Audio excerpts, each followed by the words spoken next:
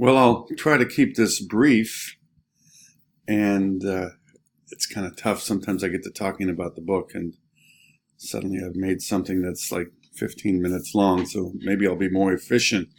This will be the home page. It's listed as a course syllabus. The syllabus won't be there. I just emailed a copy. But what you'll have is, I explain here, the home page will have a link to an assignment. They are here, and at the bottom you'll have the course summary of work. So it'll be kind of one-stop shopping, and then in a few minutes I'll be putting up a YouTube video right about here. That's what I'm making right now to kind of explain what we're doing. So last night was day one, and we're going to spend a lot of time on reading, of course. I guess I can just say right now, you do have your scholarship letter that we briefly went over in class on day one, brainstormed a bit. We'll do some more work on that on Wednesday. That'll be due Friday, and then your journal for the first chapters of the book. I think it's, I don't have the exact page right now, but roughly around page 22, I think.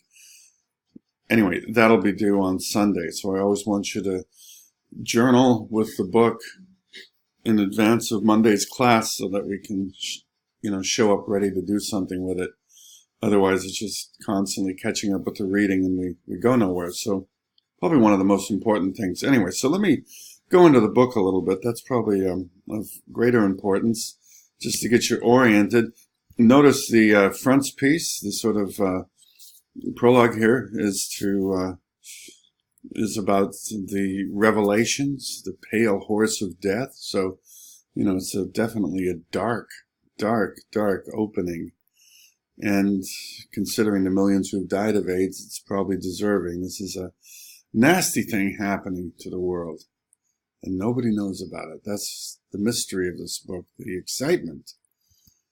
So we talked about New York Harbor, and you'd want to push pause at the end of that very short segment, which lasts about 2 paragraphs, and then say, what's the main point? What does this have to do with the epidemic? And try to articulate that in your own words, whether you do it on a note paper or in the margin or on by hand, or if you want to keep an electronic copy. These notes will become essential. You're going to want to have the main idea. What does this have to do with AIDS and the epidemic? And then also either isolate or write down. If you have an e-copy, you can just sort of cut and paste what you think the best quote is to back up that main idea.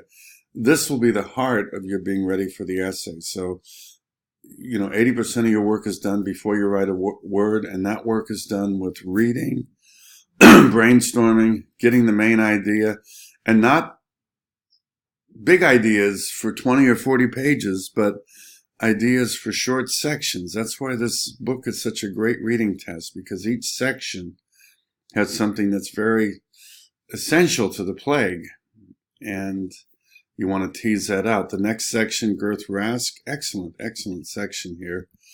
What does that have to do with it? Why is that important? And you really want to just get an idea of why she was so significant. Pretty straightforward. And then also this short story about the Ebola fever virus. I think that's amazing what the CDC and the World Health Organization did. And it's kind of a little lesson on how to handle plagues. What does that have to do with AIDS? Well worth looking at. And then we're back into Girth Rask and her friend. God, these Norwegian names, I hope I can do it. It's like Ib Biberg. I don't know if anybody can pronounce that. They probably go to special schools and learn how to do that. And again, it's talking about Girth Rask, one of the first patients, probably the most significant things.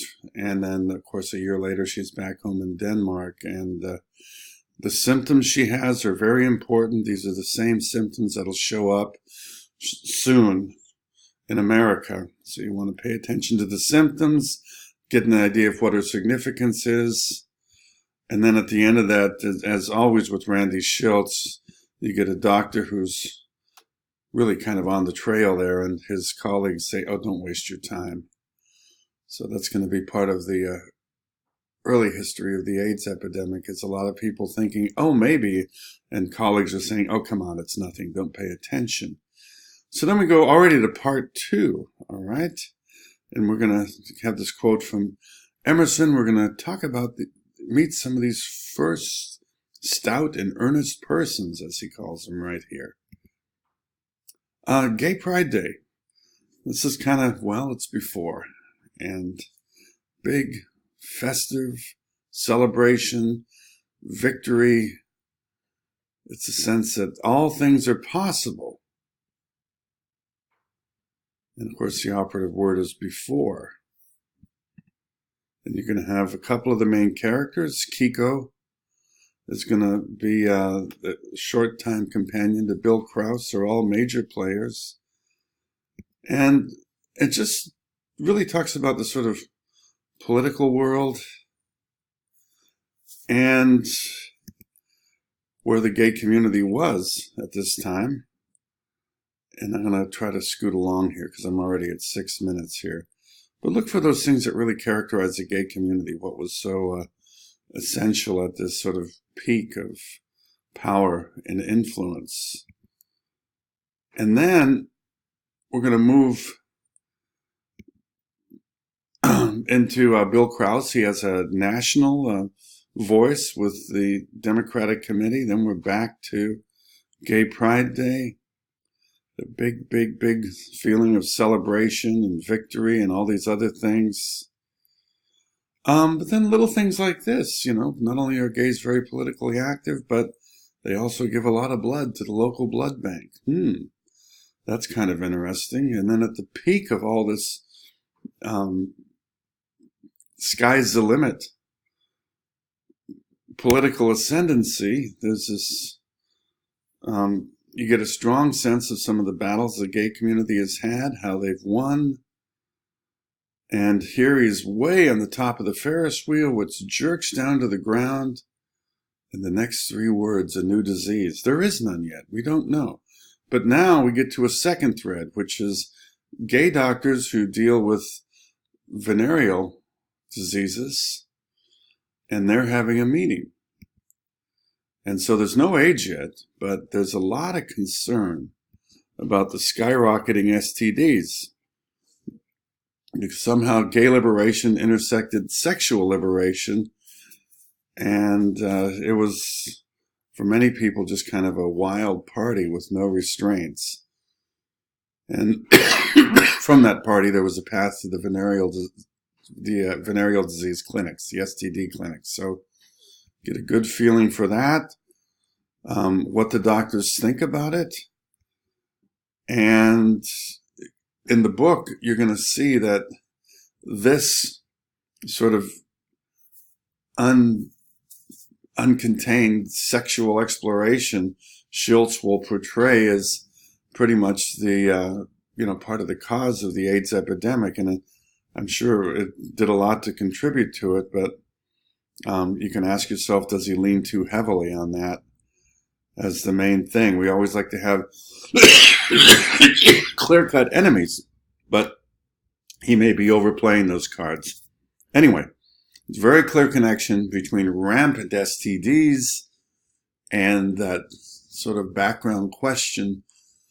A lot of stuff's getting spread. And what they didn't know is so too was HIV back then. So it's a kind of interesting thing. It's like the soil's been tilled and all the plants are taking root here. And then we end with Gaten Dugas. Gaten Dugas, gotta have him. He's going to be one of the key players in this, and kind of look at him as sort of the icon of sexual freedom and not really caring about anything, but at the same time be aware that he's going to have a very key role in the book. And I guess it's a little bit further, page 23, not 22. You're going to have this point and counterpoint with Kiko Govantes and who's, let's just say very traditional, very romantic, and doesn't really see a lot of sense in all that, hypersexual activity. And then his companion Bill is trying to I don't know, introduce him or show him what this sexual freedom really means. And Kiko will have none of it. He just thinks it's kind of, I don't know, not good. And so, and then there's some emphasis on, sexual hydraulics and stuff like that. I don't think you don't need to focus on it. If something kind of startles you or looks like, I don't want to read about it, just go beyond it. The book's not wholly about that, but there are a lot of details about gritty sexuality.